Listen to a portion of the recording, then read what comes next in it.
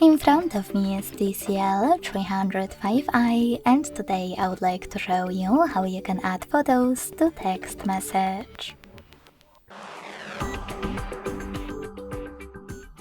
Begin by selecting Messages app and creating or picking one of your chats.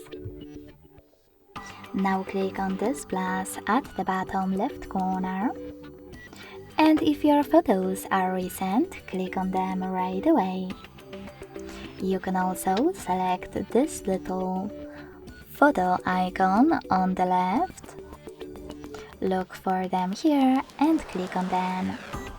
Now select Add at the top right corner. You can also select the same photos icon, but this time click on Folders at the top and look for your photos over here.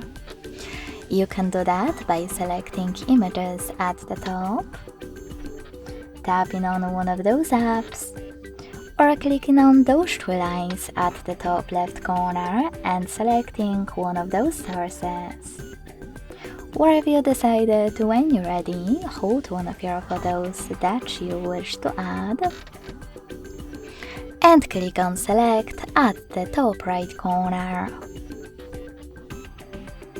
Thanks so much for watching. If you enjoyed this video, leave a like, comment and subscribe. Bye!